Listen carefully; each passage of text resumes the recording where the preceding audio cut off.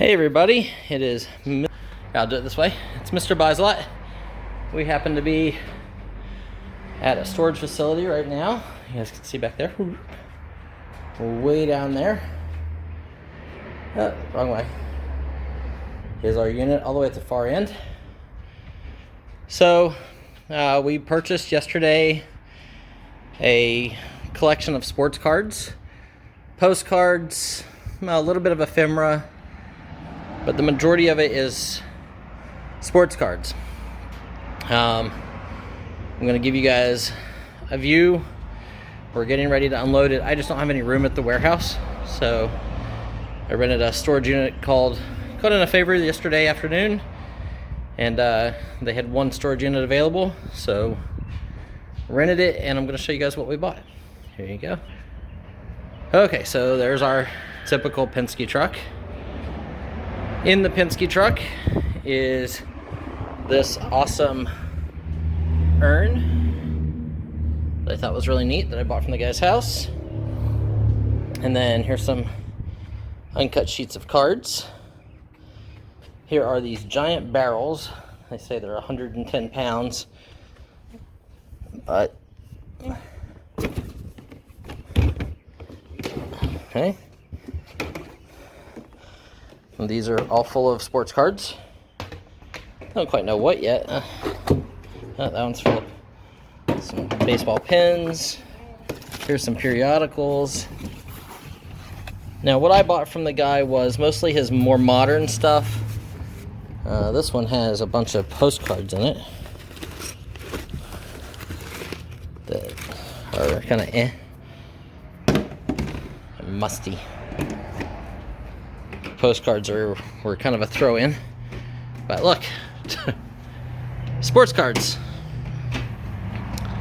So you guys, what we're working with here. So this is, pretty much unpicked. It is, or at least it's supposed to be unpicked, but it is more junk wax era. I went through one box the other day with one of his workers, and his worker pulled out a Kobe Bryant rookie, so kind of exciting. Actually, I pulled it out and handed it to him. I thought it was the second year, but it was a 96, and I thought it was a 97. And he wound up giving it to his worker because his worker likes Kobe Bryant. So I didn't actually get that card. But I did buy two really, really amazing high-end cards. I bought a group of 1947 baseball cards from him. There's some unopened packs. All of these barrels are full of cards. You can see there, these are all pretty much packed fresh, but anywhere from 1980 to about 99 or 2005-ish, somewhere in those years. It's football, baseball. The majority of it's baseball. There is football. Not a huge amount of basketball, actually, or at least not that I saw. These are just kind of random stuff in these boxes. No clue what and all is in there, but these are like reproductions of tobacco cards. Yeah, here's binders full of cards. Who knows what's in them? Just random cards from, these look like late 80s, early 90s. That one's a little earlier, Andre Dawson. It looks like there's a mix of some earlier stuff in there as well. But I'll show you guys in just a second. I'll hop out of the truck and I'll take you guys around to the front. Obviously, a lot of this stuff's going to come up for auction. There's non-sports in here as well. There's uncut sheets.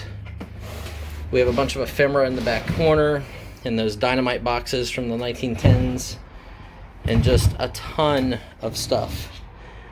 So I have no clue how many cards this is. It's a lot. There's also some publications and just other random stuff. But I'll take you guys up front. You're gonna get blinded by the sun, I think.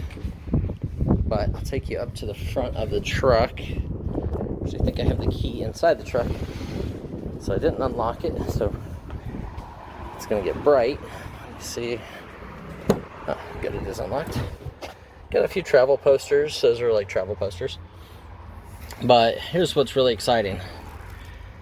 These bags are 1947 Bond bred, old stock, all original, 1947 Bond bred cards. There's Ted Williams, there's Art Blackwell, there is, I think, Warren Spahn, there's Dal Enos. Yeah, here's more. So there's 3 trays there. You can see there the Joe Louis fighting boxing card. So those are part of this deal that I bought. There's some more cards up here of early 80s, and then here is what I paid the most money for. Fits in this tiny little box. But, you know, there's probably 100 of these, of this Ted Williams card in these here. But let me get these now. So, what do you got? One Michael Jordan rookie. Has a couple little dabs up in that top corner, but centering is really nice. Back of the card is really nice. 2 Michael Jordan rookies. Trying to get it without the glare for you guys if I can. This one's a little nicer. The centering's not quite as good, but still, that's a really nice card. Michael Jordan sticker. Another Michael Jordan Rookie Year sticker. No gum residue. Another decent, just a little off-center, well, a lot off-center on this one. Michael Jordan Rookie sticker. Again, no gum, well, a little bit of, one little dot right there from the gum. And this one's the worst one as far as centering goes. It's really high. But another one. So I got 2 Jordan rookies. I'm actually going to bring those back and I'll show them kind of fanned out for you guys. I'll have Kim hold the camera for us. Sorry if I blind you here. A YouTube cinematographer I am not. But I like to buy stuff. There's my wife Kim. She's doing this here, honey. You want to hold the cards or you want to hold the camera? It don't matter. I can hold the cards. My hands are better with holding. Okay. So you got to fan them out.